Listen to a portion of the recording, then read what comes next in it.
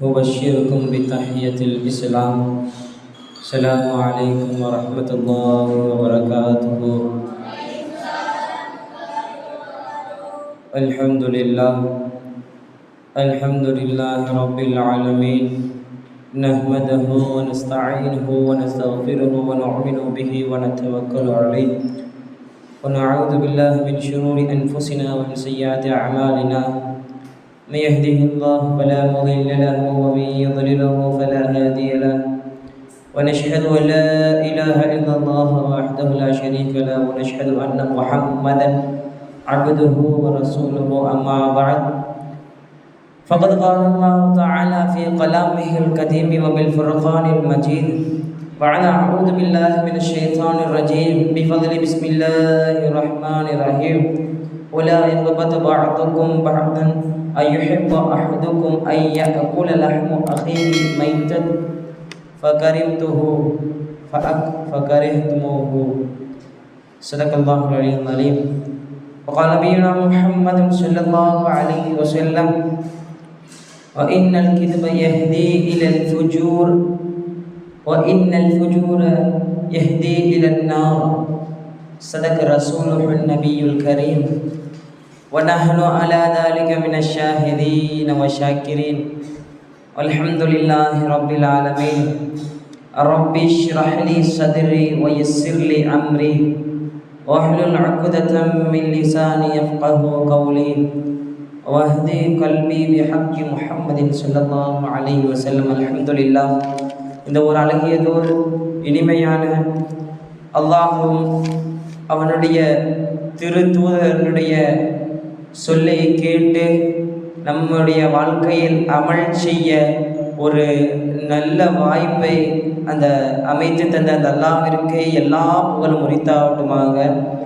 அவனுடைய அன்பும் அருளும் நம் உயிரினும் உயிரான உயிரினும் மேலான ஹாத்தமிர் ரசூல் சர்தார் ஆலம் ஸல்லல்லாஹு அலைஹி வஸல்லம் அன்னவர்கள் மீதும் அவர்கள் வாழ்க்கையை அடிச்சுவற்றை அப்படியே பின்பற்றிய உத்தம சத்திய சஹாபாக்கள், தாபியீன்கள், தபஅ தாபியீன்கள், நம்மை சார்ந்த அத்துணை நபர்களின் மீதும் அல்லாஹ்வினுடைய அன்பும் அருளும் என்றென்றும் குன்றாமல் நின்று நிலவட்டுமாக. ஆமீன். இன்றைக்கு இருக்கின்ற சமூகங்களில் ஒருவன் நம்மை நம்ப வேண்டும், நம்பகத்தன்மை நம்மின் மீது ஒருவனுக்கு நம்பகத்தன்மை உண்டாக வேண்டும், நம்மை நம்பி ஒரு பொறுப்பை ஒப்படைக்க வேண்டும், நம்முடைய விஷயங்கள் சுத்தபத்தமாக இருக்க வேண்டும். இதற்கெல்லாம் என்ன செய்வது என்று நாம் எல்லாம் கிதாபுகளிலே சற்று ஆராய்ந்து பார்க்கின்ற பொழுதுல ஒரு விஷயம் நமக்கு தெளிவாக உடன்படுது. ஒருவனுடைய நாவு தூய்மையாக இருந்தால், ஒருவனுடைய நாவு சுத்தமாக இருந்துச்சுன்னு சொன்னால், ஒருவருடைய சொல்லும் செயலும் சுத்தமாக இருந்ததுன்னு சொன்னால், அவனை பல நபர்கள் அவனை நம்புவார்கள், நம்பி பொறுப்பையும் ஒப்படைப்பாங்க. இப்போ ஒருவனுடைய வாழ்க்கையில் ஒருவனுடைய வாழ்வாதாரத்திற்கு முக்கிய ஊன்றுகோலாக முக்கிய விஷயமாக இருக்கக்கூடியது தன்னுடைய நாவு. ஸல்லல்லாஹு அலைஹி வஸல்லம் ஹதீஸ்ல சொல்லுவாங்களா இல்லையா குர்ஆனை பற்றி? அல் குர்ஆன் ஹுஜ்ஜத்துல் லக வ அலைக. குர்ஆன் என்பது உங்களுக்கு சாதகமாகவும் அமையலாம், பாதகமாக அமையலாம் சொல்லுவாங்களே, அதே போல் தான் நாவும். இந்த நாவை வைத்து பல நபர்களை ஹிதாயத்து கொடுக்கவும் முடியும், இந்த நாவை வச்சு பல நபர்களை வழிகெடுக்கவும் முடியும். அப்படிப்பட்ட இந்த ஒரு நாவு. இந்த நாவை வைத்து என்ன விஷயத்தை வேணா சொல்லலாம், எதை வேணா ஒருத்தன் சொல்லி முடிக்க முடியும், அதை வச்சு ஒருவனை நேர்வழி அடைய வைக்க முடியும். ஆனால் இதே நாவை வைத்து ஒரு சமூகத்தை ஒரு கூட்டத்தை வழிகெடுக்கவும் முடியும். இன்றைக்கு சமூகங்களில் அந்த பொய்யினுடைய புலமை வாழ்க்கையில் பேசும்போது நல்ல வார்த்தை வருது இல்லையோ, நார வார்த்தை பசங்கள்ல நிறையாவே வருது. இன்றைக்கு சமூகங்களில் பொய் எந்த அளவுக்கு மக்களிடத்திலையும் சிறுவர்களிடத்தையும் நீடிச்சிருச்சு சொன்னால், சிறுவர்கள் எல்லாம் ஒரு விளையாட்டாக இந்த பொய்யினுடைய விஷயத்தில் கையாளுகிறார்கள். ஆனால் பெரியவர்கள், வயோதிகர்கள், இளைஞர்கள் அவர்களும் ஒரு ரூபாய் நோட்டுகளை வீசுவதை போன்று இந்த பொய்யினுடைய விஷயத்தில் மிகவும் விளையாண்டு கொண்டிருக்கிறார்கள். நாயகம் பெருமான் ஸல்லல்லாஹு அலைஹி வஸல்லம் ஒரு விஷயத்தை சொல்கிறாங்க, முத்தஃபக்குன் அலைஹி, புகாரி முஸ்லிம் 2 ஹதீஸ் பதிவு செய்யப்படுது. இன்னல் கிதுப யஹ்லி இலல் ஃபுஜூர் வ இன்னல் ஃபுஜூர யஹ்தி இலன் நார். பொய் சொல்லும். நிச்சயமாக பொய் என்பது பாவத்தின் பக்கம் வழிகாட்டும். பொய் சொன்னா உன்னை பாவத்தில் கொண்டு போய் விடும். ஆனால் அந்த பாவம் என்பது உன்னை நரகத்தின் பக்கம் வழிகாட்டும் என்று சொன்னார்கள் நாயகம் ஸல்லல்லாஹு அலைஹி வஸல்லம். நம்ம இன்னைக்கு சொல்றோம், பொய் சொல்ற மாதிரி தெரியும், இவன் என்கிட்ட இப்படி செய்யல. பொய் என்பது நமக்கு சாதாரண விஷயம், செய்ய ஒரு வார்த்தையை தெரியும். ஆனால் அந்த வார்த்தையினுடைய பிற்கால விளைவு நரகம். அதிகமாக விளங்க வருவது என்ன? அந்த பொய்யினுடைய வார்த்தையினுடைய வருங்காலத்தினுடைய விளைவு நரகம் என்கின்றார்கள் நாயகம் ஸல்லல்லாஹு அலைஹி வஸல்லம் அவர்கள். இன்றைக்கு சமூகங்களில் எத்தனையோ நபர்களிடம் ஒருத்தன் ஒரு விஷயத்தில் இருப்பான், ஒருத்தர் கேஸில் மாட்டிக்கிட்டான்னு வச்சுக்கலேன், ஆனால் அவனுக்கும் அந்த கேஸுக்கு எந்த ஒரு சம்பந்தமுமே இருக்காது. இவன் என்ன செய்வான்? அந்த கேஸில் இருந்த மாதிரியே மக்களிடத்தில் பேசுவான். பார்த்துறீங்களா? தன் கண்கள் அந்த விஷயத்தை கண்டிருக்காது, ஆனால் தன் கண்கள் அந்த விஷயத்தை பார்த்ததை போன்றோ, தன்னுடைய நாவுகள் அவ்விடத்தில் இருந்த அந்த விஷயத்தை பேசியதை போன்றோ, அந்த விஷயத்தை செய்ததை போன்றோ அவன் அந்த விஷயத்தை சொல்லிக்கொண்டே வருவான். இப்படிப்பட்ட நபர்களை பார்த்து நாயகம் பெருமான் ஸல்லல்லாஹு அலைஹி வஸல்லம் எச்சரிக்கை இடுகின்றார்கள். பெருமானார் சொல்லுகிறார்கள், அஃப்ரா அல் ஃபிரா ஐயுரியர் ரஜுலு ஐனைஹு மா லம் தரயா. அவதூறுகளில் மிக கேவலமான அவதூறு அஃப்ரா அல் ஃபிரா, அவதூறுகளில் மிக கேவலமான அவதூறு என்னவென்று தெரியுமா? ஒருவன் ஒரு விஷயத்தில் தன் கண்கள் கண்டிடாத ஒரு விஷயத்தை தன் கண்கள் கண்டதாகவே மக்களிடத்தில் சொல்லுவான். ஒரு சம்பவம், ஒரு முக்கியமான ஷாஹித், அவனை என்ன பாப்பா சாட்சி சொல்லுப்பான்னு கூப்பிட்டுருப்பாங்க. ஒரு கூட்டத்தில் கேட்டோன்னே அவனை சாட்சியாளராக கூப்பிட்டுருப்பாங்க. ஆனால் அவனுக்கு எந்த ஒரு சம்பவத்துக்கு இவனுக்கு எந்த ஒரு சம்பந்தமே இருக்காது. இவன் அந்த சம்பவத்தில் இருந்ததாகவும் இவன் அந்த விஷயத்தில் இருந்ததாகவும் சொல்லுவான். இப்படிப்பட்ட நபர்களை பற்றி நாயகம் எச்சரிக்கக்கூடிய ஒரு விஷயம் புகாரி இந்த ஹதீஸ் பதிவு செய்யப்படுது. நாயகம் எச்சரிக்கின்றார்கள், இந்த மாதிரி அதை பார்த்தேன் இதை பார்த்தேன், பார்க்காத ஒரு விஷயத்தை நீங்கள் பார்த்தேன்னு சொல்லாதீங்க. அந்த விஷயமெல்லாம் உங்களை பாவத்தில் கொண்டு போய் சேர்க்கும், அந்த விஷயமெல்லாம் உங்களை வழிகேட்டில் சேர்க்கும் என்று நாயகம் சொல்லி காட்டுகின்றார்கள். இன்றைக்கு நம்முடைய நாவுகளால் எத்தனை விஷயம் வெளியேறுது. நல்ல விஷயம் எத்தனை போதோ இல்லையோ, ஆனால் கெட்ட விஷயங்கள் தினம் அதிகமாக போகுது. பெருமானார் ஸல்லல்லாஹு அலைஹி வஸல்லம் ஹதீஸ்ல எப்படி சொல்கிறாங்க? பேசுனா நல்லதை பேசுங்க, அப்படி இல்லைன்னா வாயை மூட்டு உட்காரு. பேசுனா நல்லதை பேசு, அப்படின்னா வாயை மூடிட்டு உட்காரு, பேசாத. ஆனால் இன்றைக்கு சமூகங்களில் சிறுவர்களாக இருக்கட்டும், யாராக இருக்கட்டும், எல்லா நபர்களிடம், பெண்கள் உட்பட அனைத்து நபர்களிடத்திலும் இன்றைக்கு வாயிலிருந்து நல்ல வார்த்தைகள் குறைவாக வருகிறது. ஆபாசமான வார்த்தைகளும் கெட்ட வார்த்தைகளும் கேவலமான வார்த்தைகளும் இன்றைக்கு அனைவருடைய நபர்களிடம், அனைவருடைய வாய்களிலிருந்து அதிகமாக வருகிறது. இன்றைக்கி பொய், பூரம், அவதூறு, மற்றவனை இட்டு கட்டி பேசுகிறது, மற்றவன் புறம் பேசுகிறது, இல்லாத ஒரு விஷயத்தை சொல்லி விடுறது, இப்படி போன்ற விஷயங்கள் இன்றைக்கு சமூகங்களில் அதிகமாக வருது. ஒவ்வொரு நாளுடைய காலையிலும் இந்த ஹதீஸ் திருமதி கிதாபில் பதிவு செய்யப்படுது. பெருமானார் ஸல்லல்லாஹு அலைஹி வஸல்லம் விஷயத்தை சொல்கிறாங்க. ஒவ்வொரு நாளும் ஆதமினுடைய மகன் காலையில் எந்திக்கும் பொழுது அவன் உடலில் இருக்கின்ற எல்லா உறுப்புகளும் அவனுடைய வாயை கண்டு பயப்படுகிறது. காலையில் எஞ்ச உடனே அவன் கண்ணு, காது, மூக்கு, காலு எல்லாமே அவனுடைய வாயை கண்டு பயப்படுது. அந்த உறுப்புகள் எல்லாம் அந்த வாயிட்ட சொல்லுதான், ஏப்பா நீ எவன்கிட்ட பேசுனாலும் கொஞ்சம் பார்த்து பேசு. நீ ஏதோ வாயை கொடுத்து வம்பில் மாட்டி விட்டுற, எங்களை அடி வாங்குறது நீ இல்லை, அடி வாங்குறதுக்குள்ள எங்கே அடிக்கிறதெல்லாம் வாயில் அடிக்க மாட்டேன்றான். ஒன்று கையில் அடிக்கிறான், இல்லை காலில் அடிக்கலாம், முதுகில் அடிக்கிறான். அடி வாங்குறதுக்குள்ள நாங்கள், ஆனால் பேசுகிறது நீனு. இப்படி ஆதமினுடைய மகன் தினமும் காலையில் எந்திக்கும் பொழுது எல்லா உறுப்புகளும் தன்னுடைய வாயை பார்த்து பயப்படுது. அது சொல்லிட்டு இறுதியாக பெருமானார் ஒரு வார்த்தையை சொல்லுகின்றார்கள்.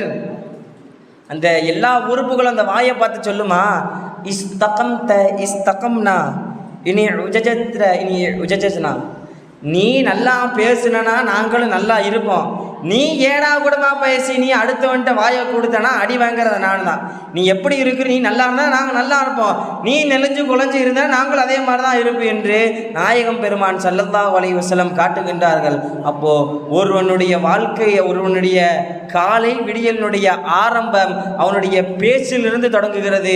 ஒருவனுடைய வார்த்தை தான் அவனுடைய காலையினுடைய ஆரம்பம். ஒருவன் காலையில் எஞ்சி சொல்ல மதியம் அல்ஹம்துலில்லாஹில்லதி அஹ்யானா பஅதமா அமாத்தனா வ இலைஹி நுஷூர். அவனுடைய பேச்சிலிருந்து எழுது.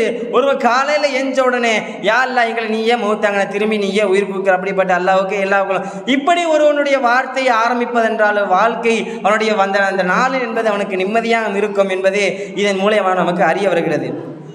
பெருமானார் ஸல்லல்லாஹு அலைஹி வஸல்லம் அவர்கள் ஒவ்வொரு சஹாபாக்களினுடைய விஷயத்திலும் இந்த நாவை கண்டஞ்சினார்கள். எல்லா சஹாபாக்களுடைய விஷயத்திலும் பெருமானார் அந்த நாவை கண்டஞ்சினார்கள். அப்துல்லா பின் சுஃபியான் என்கின்ற ஒரு நபித்தோழர், ஆக சிறந்த ஒரு நபித்தோழர், திருமிதியில் இந்த ஹதீஸ் பதிவு செய்யப்படுது. அவங்க போயிட்டு ரசூலாட்டு கேட்குறாங்க, யார் ரசூலல்லாஹ் ஹத்தனி பி அம்ரி, எனக்கு ஒரு விஷயத்தை, ஒரு ஏவுதலை எனக்கு அறிவிச்சு கொடுங்க. அத்தசிமுபிகி, அதனை கொண்டு நான் பற்றி பிடித்து கொள்ள வேண்டும், அதனை கொண்டு நான் ஒரு நிம்மதியும் ஒரு இனிமையும் அடைய வேண்டும். அப்படிப்பட்ட ஒரு வார்த்தையை, அப்படிப்பட்ட ஒரு சொல்லை எனக்கு சொல்லுங்க, எனக்கு ஏவுங்க என்பதாக சொன்ன பொழுது அதற்கு நாயகம் சொன்னார்களாம், குர் ரப்பி சும்மஸ்தகைம், இறைவன் அல்லான்னு சொல்லு, அதிலே நிலையாக நில்லு என்று சொன்னார்கள். பிறகு சொல்லிட்டு அப்துல்லா பின் சுஃபியான் ரலியல்லாஹு அன்ஹு நாயகத்திடம் கேட்கின்றார்கள், யார சூரல்லா மா அஸ்பஃப மா தகாஃபு அலைய, என்னுடைய விஷயத்தில் நீங்கள் எதை கண்டு பயப்படுறீங்க, என் விஷயத்தில் உங்களுக்கு என்ன பயம் என்று கேட்ட உடனே நாயகம் ஸல்லல்லாஹு அலைஹி வஸல்லம் ஃபஅஹத பிலிசானி பி நஃப்ஸிஹி, தன்னுடைய நாக்கை இழுத்து சுட்டி காட்டினார்கள். எல்லா இடத்துலையும் இந்த நாவை கண்டு நான் பயப்படுறேன், இந்த நாவு இருக்கிறதே, இந்த நாவு ஒன்று சும்மா நீங்கள் நினச்சிடாதீங்க, இந்த நாவை வைத்து ஒரு நாள் எந்த லெவலில் ஒரு ஆளை மாற்ற முடியும். இந்த நான் இப்போ பேசுகிறேன், இந்த பேச்சை வைத்து ஒருவனுடைய தலையெழுத்தை மாற்ற முடியும். சலாசம் சொல்கிறாங்களே இல்லையா, இன்ன மினல் பயானில் அசிஹரா, நிச்சயமாக பேச்சுக்களில் சூனியம், அந்த வசீகரத்தன்மை இருக்கிறது என்று சொல்லுகிறார்களே. ஒரு பேச்சு என்பது அவ்வளோ பவர்ஃபுல்னு சொல்ல வரேன். அவ்வளோ ஒரு தன்னுடைய பேச்சை வச்சு என்ன வேணால் அவனால் செய்ய முடியும். ஒருவன் சேல்ஸ் பண்ணுறான், ஒரு கடையில் போயிட்டு, ஒரு ஊரில் என்ன 2 கடை கட்டுறாங்க, 2மே ஜவுளி கடை. ஒரு ஜவுளி கடையில் என்ன பண்ணுறான், அந்த சேல்ஸ்மேனு நல்லா பேசுகிறான், மக்கள் இடத்துல தன்னுடைய பேச்சு திறமையாக அந்த வியாபாரத்தை அப்படியே போயிட்டே இருக்கு. இன்னொருத்தன் என்ன பண்ணுறான், இன்னொரு கடை கட்டியவன் அவன் என்ன பண்ணான், ஃபுல்லாக ஆன்லைனில் அட்வர்டைஸ்மெண்ட்டாக போட்டு தள்ளுறான். அவன் பேச்சில் ஒன்று போல, ஆனால் இறுதியில் அந்த பேச்சின் மூலயமாக கடை நடத்தினான் அல்லவா, அவனுடைய வியாபாரம் என்பது நிலைத்து நிற்கிறது இறுதி வரை. ஏன், அந்த பேச்சுக்கு அவ்வளோ பவர்னு நான் சொல்ல வரேன். என்னுடைய தகப்பனார் ஒரு வார்த்தை எனக்கு அடிக்கடி சொல்லுவார். சின்ன வயசாக இருக்கும்போதே எங்கள் அண்ணன் கூட ஏதாவது தப்பு பண்ணி மாட்டி எங்கள் அத்தாட்ட மாற்றிக்கிறேன். எங்கள் அத்தை எனக்கு சொல்லக்கூடிய ஒரு வார்த்தை, நான் ஏதோ ஒரு பொய் சொல்லி எங்கள் அத்தை மலிப்பு விட்டு போகிற மாதிரி இருக்கும். எங்கள் அத்தா கண்டுபிடிச்சிருவார். கண்டுபிடிச்சி எங்கள் அத்தை ஒரு வார்த்தை சொல்லுவார், டே நீ ஒரு பொய்யை மறைக்கிறதுக்கு 1000 பொய் சொல்ல வேண்டிய நிலைமை வரும்டா, அதுக்கு நீ உண்மையே சொல்லிட்டு போயிடலான்னா எங்கள் அத்தா சொல்லுவார். இப்போ அதனுடைய விளக்கம் எனக்கு அன்னைக்கு பொருள் இன்றைக்கி புரியுது. நம்ம ஒரு பொய் சொல்லுவோம், அந்த பொய்யை மறைக்க இல்லை இது இப்படி நம்ம இன்னொரு பொய் சொல்லுவோம், அந்த பொய்யை மறைக்க இன்னொரு பொய் சொல்லுவோம். இப்படி ஒரு பொய்யை மறைக்க மறுபொய், ஒரு பொய்யை மறைக்க மறுபொய், இப்படி மாற்றி மாற்றி மாற்றி ஒரு பொய்யை மறைக்க மறுபொய் சொல்லிக்கொண்டே இருப்போம். அதற்கு உண்மையை சொல்லிட்டு போகலான்னு எங்கள் அத்தா எனக்கு சொன்னார். அதனுடைய விளக்கம் எனக்கு இன்றைக்கு புரிகிறது. அப்போது ஒரு விஷயத்தை நம்ம ஒரு இடத்துல சொல்லுறோம், ஒருவன் அதற்கு பொய்யாக பதில் சொன்னான் என்று சொன்னால், அந்த விஷயத்திற்கு அவன் பொய்யாக பொய் உரைத்தான் என்று சொன்னால், அவனை நீ பொய்யன் என்று நாம் எல்லாம் சொல்லிவிடக்கூடாது. அதுக்கு பொய்யன்பா, நீ ஏன் பொய் சொல்ல, அவனு சொல்லணும், தம்பி இப்படி சொல்லக்கூடாதுப்பா, இவ்வாறுலாம் சொல்லக்கூடாது, ரசூல் அதற்கு ரொம்ப எச்சரிக்கை செஞ்சிருக்கான்னு சொல்லி அவனை நாம் இவ்வாறு சில விஷயங்களை கூறி அவனை தட்டி கொடுக்க வேண்டும். இன்றைக்கு எல்லாரிடத்துலையும் கிராமத்து சைடெல்லாம் போய் பார்த்தீங்கன்னா இந்த விஷயம் அதிகமாக நிகழும். புறம் பேசுவது, மற்றவரை பற்றி புறம் பேசுவது என்றால் என்ன? நாயகம் பெருமான் ஸல்லல்லாஹு அலைஹி வஸல்லம் அதுக்கு தாரீஃப் சொல்கிறாங்க, ذِكْرُكَ أَخَاكَ بِمَا يَكْرَهُ, உன்னுடைய சகோதரன் எந்த விஷயத்தை வெறுக்கின்றானோ, உன் சகோதரன் வெறுக்கின்ற விஷயத்தை மற்றவர்களும் நினைவு கூறுவது. உன் சகோதரனுக்கு ஒரு விஷயம் பிடிக்கல, அவனை பற்றி சொல்கிறதே அவனுக்கு பிடிக்கல, அந்த விஷயத்தை சொல்கிறல மற்றவங்கள்ட்ட, அதுதான் புறம் என்று சொன்னார்கள் நாயகம் பெருமான் ஸல்லல்லாஹு அலைஹி வஸல்லம். இப்போ மற்றவர்களிடம் அவனுக்கு பிடிக்காத ஒரு விஷயத்தை அவன் இடத்துல இருக்கின்ற அவனோட குறையை பற்றி சொல்வதோ அவனோட நிறைய பற்றி சொல்வதோ இப்படியெல்லாம் செய்கின்ற விஷயம் புறம் என்று சொல்கிறார் நாயகம். நம்ம இன்றைக்கு உலகத்தில் விபச்சாரம் செய்வது பெருசு, ஷிர்க்குக்கு அப்புறம் ஒரு மிகப்பெரிய ஒரு பாவம் இருக்குதுனால விபச்சாரம்னு சொல்லுவோம். ஆனால் அது இல்லை. பெருமானா ஸல்லல்லாஹு அலைஹி வஸல்லம் ஹதீஸில் இப்படி சொல்லி கேட்டுனால அல் கீபத்து அஷத்து மினஸ் ஸினா சொன்னாங்க.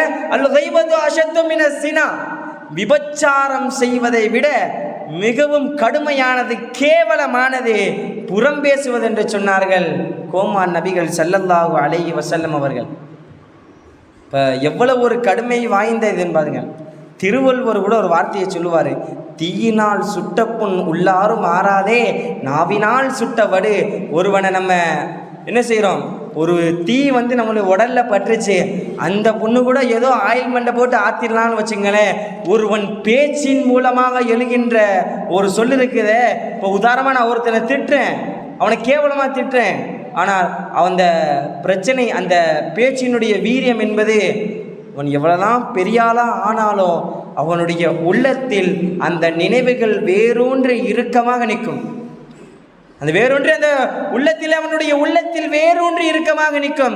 ஏன்னு தெரியுமா? ஏன்னா அதனுடைய பேச்சுக்கு, அந்த திட்டுக்கு அவ்வளோ ஒரு பவர் இருக்குன்னு சொல்ல வரேன். இன்னும் நிறைய விஷயங்களை பெருமான் ஸல்லல்லாஹு அலைஹி வஸல்லம் சொல்லுகிறார்கள். ஒரு ரெண்டு விஷயத்தை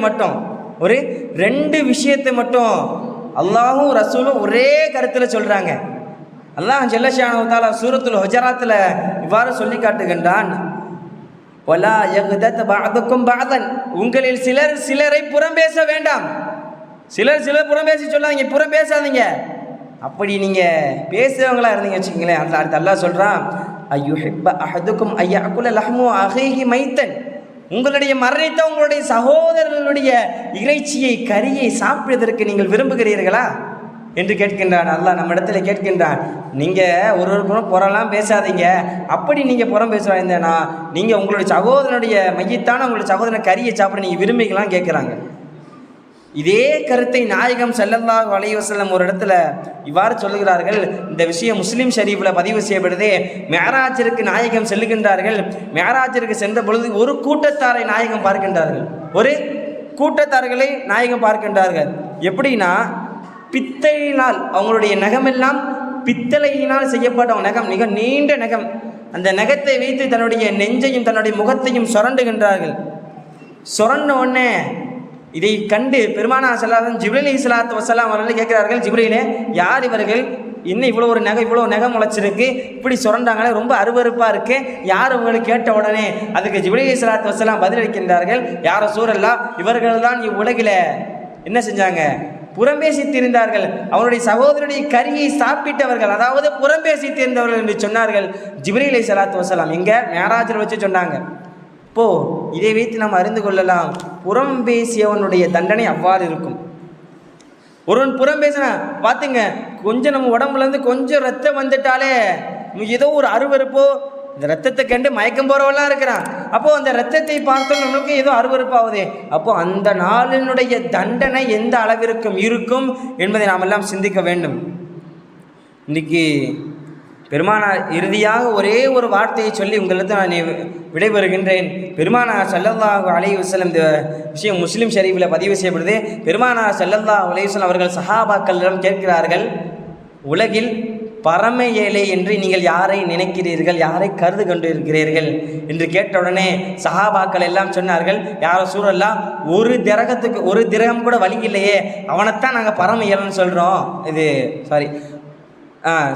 சஹாபாக்கள்கிட்ட கேட்ட உடனே சொல்கிறாங்க, அல்லாஹு ரசூல் ஆலம், அல்லாஹு ரசூல் தான் மிக அறிஞ்சவங்க என்று சொன்னாங்க.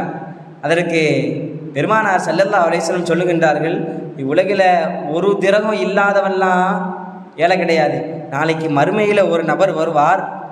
அவர் எப்படிப்பட்ட மனிதர், நிறைய அமல்களுடைய நன்மை அவரிடத்தில் இருக்கும். ஆனால் மற்றவர்களை அவரை திட்டினார், மற்றவர்களை புறம் பேசினார், மற்றவர்கள் மீது அவதூறு கூறினார், இல்லாத விஷயங்களை மற்றவர்களை சுமற்றினார். அவர் வருவார். அவர் யார் யாரெல்லாம் புறம் பேசினாரோ, யார் யாரெல்லாம் திட்டினாரோ, யார் யாரெல்லாம் அவதூறு படுத்தினாரோ, அவர்களுக்கு இந்த திட்டினார்ல அவருடைய நன்மையிலேருந்து எடுத்து அவர் கொடுத்துருவாங்க. ஆளாக்கப்பட்டார்ல இந்த மஃபூல் இருக்கிறார்ல அவருக்கு அந்த விஷயம் எல்லாம் போயிடும். இவர் நன்மையை கொண்டு வருவார். நன்மை என்னதான் கோடான கோடி நன்மையை கொண்டு வந்தாலும் இவர் புறம் பேசி இருக்காரு, மற்றவர் பார்த்து திட்டி இருக்காரு, இவருடைய நன்மையிலிருந்து எடுத்து யார் யார் மீது ஒரு புறம் பேசினா அவங்களுக்கு கொடுத்துருவாங்க. இப்போது நம்முடைய நன்மை எல்லாம் நம்ம சேர்த்து வைத்த நம்ம என்ன நன்மை செய்கிறோம், ஏதோ 4 ரக்காத் தொழுகிறோம், திக்ரு செய்கிறது எதுவுமே செய்கிறதில்ல. இப்போ நம்முடைய நன்மைகள் மிக மிக குறைவு. அப்படிப்பட்ட நன்மையும் நாம் மற்றவர்கள் கொடுக்கணுமா? நம்முடைய எடுத்து அல்லாமல் கொடுக்க நீங்கள் ஆசைப்படுகிறீர்களா? இதைத்தான் பெருமான் ஆசை. இவரைத்தான் நான் பரம ஏழை என்று நான் கருதுகிறேன் என்று நாயகம் பெருமான் ஸல்லல்லாஹு அலைஹி வஸல்லம் சொன்னார்கள். இப்போ பார்க்கிறோம், ஒருவனுடைய நாவு தெளிவாக இருந்தால் அவனுடைய உள்ளம் சீராக அமையும். ஒருவனுடைய உள்ளம் சீராக அமைந்தது என்று சொன்னால் அவனுடைய உடல் சீராக அமையும். ஒருவனுடைய உடலும் உடையும் சீராக அமைந்தது என்று சொன்னால் அவனுடைய வாழ்க்கை சீராக அமையும். ஆக ஒட்டுமொத்தத்தினுடைய சுருக்கம் என்னவென்று சொன்னால், ஒருவனுடைய நாவு தெளிவாக இருந்தால், ஒருவனுடைய சொல்லும் செயலும் தெளிவாக இருந்தால் அவனுடைய வாழ்க்கை தெளிவாக இருக்கும், அவனுடைய செயல்கள் தெளிவாக இருக்கும். மற்றவர்களிடத்தில் அவள் பேசும்பொழுது அந்த பேச்சு அவனிடத்தில் தெளிவாக இருக்கும். அப்படிப்பட்ட பேச்சையெல்லாம் அல்லாஹ் நமக்கு நசீபாக்குவானாக. வாழுகின்ற காலமெல்லாம் ஈமானோடு இருந்து ஈமானோடு நம்ம அறிஞருக்கு நல்ல தௌஃபீக் அல்லாஹ் நமக்கெல்லாம் நசீபாக்குவானாக. இந்த பாவியின் வாயிலிருந்து அல்லாஹ் எதையெல்லாம் வெளிவரச் செய்தானோ அப்படிப்பட்ட விஷயங்களை எல்லாம் அல்லாஹ் உங்களுடைய வாழ்க்கையில் அதை அமல்படுத்த செய்வானாக. வமா தௌஃபீகி இல்லா பில்லாஹி அலைஹி தவக்கல்து வ இலைஹில் உனீப் வ ஆகிரு தஅவானா அல்ஹம்துலில்லாஹி ரப்பில் ஆலமீன். ஸலாமு அலைக்கும் வ ரஹ்மத்துல்லாஹி வ பரகாத்துஹு.